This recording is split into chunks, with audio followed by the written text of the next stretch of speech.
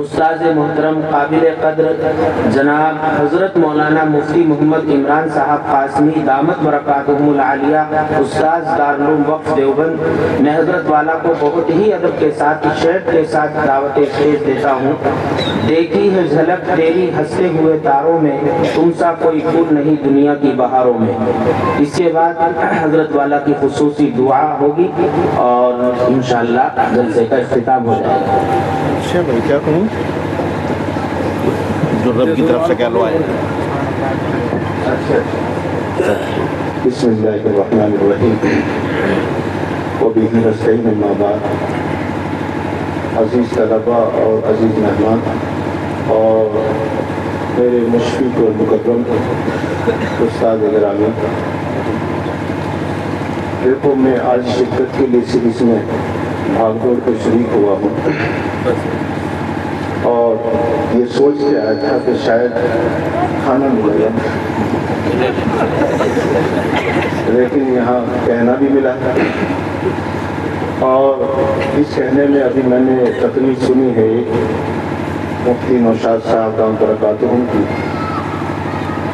بات اصل یہ ہے کہ کبھی گہرائی ہوتی ہے، کبھی گہرائی ہوتی ہے، کبھی چہرہ دیکھتے ہیں، کبھی الفاظ دیکھے جاتے ہیں، تو بعض جگہ پر یہ باتیں آتی ہیں کہ اتنی بہترین تقریریں بعض حضرات کی میں نے سنی ہیں کہ دیکھ کر ایسا لگتا ہے کہ اپنے اندر ایک بات بھی نہیں ان میں سے ہے، لیکن ایک دوسرا پہلو آتا ہے، وہ دوسرا پہلو آتا ہے عملی پہلو۔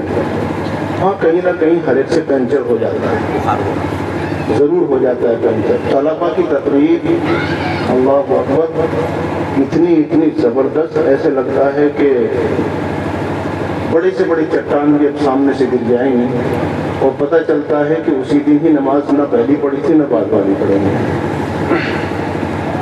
لِمَ تَقُولُونَ مَا لَا تَفْعَلُونَ، میں پہلے والوں کو نہیں کہتا، میں آپ طلباء کو کہنا چاہتا ہوں زندگی بدلی اور وہ بدلی ہے اس پر کہ اللہ کے رسول صلی اللہ علیہ وسلم نے مختلف اوقات میں فرمایا، لیکن دو باتیں بڑے خاص طور سے فرماتے تھے۔ ہر ایک بات خاص ہی ہے، انما بعثت معلما، وانما جگہ پر آتا ہے بعثت لاتمم مکارم الاخلاق۔ یہ جو مکارم اخلاق ہے یہ اس وقت اتنا ضروری آپ کو نظر آئے گا جس سے کوئی کیا۔ علم شیطان کے پاس بھی ہے، ہم سے کہیں زیادہ ہے، اور اگر وہ تقریر کرنے پر آ جائے تو ابو جے سرودی کی آپ نے سنی ہوگی، ہر سننے والا ضرور دھوکے میں آیا، ہر بار دھوکے میں آیا جو ہر تقریر سن رہا تھا، لیکن یہ وقتی طور پر ایک ابال ہے، ایک جوش ہے جس کے نیچے آگ جلی ہے اور بلبلے اٹھ رہے ہیں، لیکن سانپ سمندر کے اندر کچھ آوازیں آتی ہیں اور ان آوازوں سرسراہٹ سے کچھ چیزوں کو پرکھا جاتا ہے۔ اس پرکھنے کے ساتھ ساتھ میں یہ ہے کہ جس طرح ہم خود یہ سوچتے ہیں کہ کسی علاقے میں جاؤ یا کسی جگہ پر گفتگو کریں، اس لیے نہیں کہ میں یہ دکھاؤں کہ مجھے کچھ آتا ہے یا جاتا ہے، دل یہ کرتا ہے کہ ان کو کیا ضرورت ہے، ان کے سامنے کیا پیش کیا جاتا ہے۔ تو لہذا الفاظ چاہے کمزور سے کمزور اور دیہاتی انداز میں دیہات میں جا کر پہنچ گئے ہیں، تو مقصد یہ ہے کہ ان تک بات پہنچانے کا۔ اب آپ کو اس جگہ سے نکلنے کے بعد مختلف جگہوں پر اکٹھا ہونا جانا ہے اور ایک آپ کی دنیا الگ الگ ہوگی، ساتھیوں کے ساتھ کچھ اور مسئلہ ہوتا ہے، اور پھر الگ ہونے کے بعد آپ امام بھی ہیں، آپ مقتدی بھی ہیں، آپ مفتی بھی ہیں اور آپ حضرت جی بھی ہیں۔ ہر جگہ پر آپ بنیں گے، لیکن بعض دفعہ یا ہر دفعہ اکثر دفعہ ایسا ہوتا ہے یہ جوش کے اندر ریس زیادہ دیتے ہیں۔ جس محکم نے آپ کو رکھا ہے اس کے جلدی سے اس کو ہٹانے کے پیچھے پڑ جاتے ہیں، یا اس کی صلاحیت کو جانچنے پرکھنے کے لیے طلباء میں وہ غیبتیں شروع ہوتی ہیں جو ہم اور آپ تقریر میں کہتے ہیں کہ بالکل ناجائز اور حرام ہے۔ کوئی مجلس ایسی نہیں ہے جہاں غیبت نہ ہوتی تھی، اور یہ غیبت ایسی ہے جس سے آپ کو پناہ نہیں مانگتے، اور کوئی دن ایسا نہیں ہے جس دن میں اور آپ جھوٹ نہیں بولتے۔ یہی کا واقعہ ہے میاں اصغر حسین رحمۃ اللہ علیہ، چھوٹے چھوٹے بچوں کو پڑھا کرتے تھے ابتدا میں، بچوں کی شرارتیں بچوں جیسی ہوا کرتی ہیں، تو ہر ایک اپنے اعتبار سے ایک شرارت ایسی کرتا ہے۔ استاد یقین کرے اور کوئی شخص بھی یقین کرے یہ ایمان کی نشانی ہے، مومن ہونے کی نشانی ہے۔ تو چند بچوں نے یہ خیال کیا کہ آج حضرت جی سے چھٹی لے لیتے ہیں. 2-4 نے یہ طے کیا کہ جو ہم کہیں گے وہی تمہیں کرنا ہے. جاتے ہی حضرت جی سے کہہ دیا، برسات کا موسم تھا، کہ حضرت آپ کو پتہ نہیں باہر کیا ہوا؟ کہا بھائی مجھے تو کچھ خبر نہیں باہر کیا ہوا. کالی کالی گھٹا اٹھ گئی ہے، بادل شروع ہو گیا، بارش برس جائے گی، گلیوں میں کیچڑ ہو جائے گا، یہ پکی سڑکیں نہیں تھی، ہم گھر تک کیسے پہنچیں گے؟ کہا پھر کیا کرنا چاہیے؟ کہ حضرت آپ چھٹی کر دو، سبق کل سنا دیں گے. دوسروں سے پوچھا، وہ سب تیار تھے کہ جی ہاں ایسا ہی ہے. حضرت نے فوراً کہا، کوئی تحقیق نہیں کی باہر نکل کے، کہا جلدی جاؤ کوئی بارش ہو جائے. تمام بچے گھر چلے گئے. تو بچوں نے گھر تو نہیں بتایا، گھر تو سیدھے کہہ دیا، پوچھا کیوں چھٹی ہوگی، کیا بات ہے؟ کہ معلوم نہیں، حضرت جی کو کہیں جانا ہوگا اس لیے چھٹی کر دی. اتفاق سے کسی کا گزر ہوا، دیکھا حضرت جی وہیں پر ہیں. حضرت سے یہ جا کے پوچھ لیا، حضرت کیا بات ہوگی، کہ کوئی طبیعت تو خراب نہیں ہے، بچوں چھٹی کیوں کر دی؟ تو حضرت نے کہا کیا بارش نہیں ہو رہی بات؟ حضرت بارش کا کیا مطلب، آج تو بادل ہی نہیں کہیں پر. کہ بچوں نے کہا تھا کہ بارش ہونے کے قریب ہے، بادل اٹھ رہا ہے. کہنے لگے حضرت جی اگر یہ بات تھی تو سامنے دیوار بھی دیکھ لیتے، دھوپ کی انتشاری پڑ رہی ہے، آپ ادھر تو دیکھ لیتے. تو حضرت نے کیا کہا کہ ہاں اس دیوار پر میں نے جب بھی دیکھا دھوپ ہی نظر آ رہی تھی، لیکن دل میں یہ خیال آیا کہ یہ میری آنکھیں جھوٹی ہو سکتی ہیں جو دھوپ دکھا رہی ہیں، یا مسلمان کا بچہ جھوٹ بول سکتا ہے. تو میں نے اپنی آنکھوں کو جھوٹا کرنے کے بعد مسلمان کے بچے کو سچا مان کر چھٹی کر دی اور یوں کہہ کے ہاتھ اٹھا دی. پاک پروردگار، آج بچوں نے چھٹی کے لیے جھوٹ کا سہارا لیا ہے، اے میرے اللہ ان بات سچا کر دے. خدا نے بارش برسا دی اسی وقت. لیکن یہ ہم نے جو اختیار کیا ہے جھوٹ کا کاروبار، موبائل میں جھوٹ کیا، سب کچھ کیا ہے. بہرحال ہم سے بھی بولا جا سکتا آپ سے بھی، لیکن کہنا وہ چاہیے اس کو خود کرنا چاہتے ہو تو اس بنا پر کنٹرول کرنے کی کوشش کرتے ہیں. جہاں تک ہو سکے کنٹرول کرنے کی کوشش کرتے ہیں. تو ہم اور آپ اس کی کوشش کریں، پھر بھی ہو جائے تو آپ کو کہیں پڑھ لیا ہوگا، آپ کو اگر یاد نہ ہو یاد دلا دیتا ہوں. اللہ کے رسول صلی اللہ علیہ وسلم نے ارشاد فرمایا، کسی کی غیبت ہو جائے تم جا کے تو نہیں بتاؤ کہ میں نے آپ کی برائی کی تھی، لیکن کم سے کم اتنا تو کر سکتے ہو کہ اللہ سے اس کے لیے دعائے مغفرت مانگو، غائبانہ مانگو، یہ اس کے لیے کفارہ ہو. تو عزیز طلبہ آپ جا رہے ہیں، ہم تو فیلڈ ہی میں جاتے ہیں روزانہ، اس کے لیے وہاں سے نکلنے کا وقت ہی نہیں مل پاتا.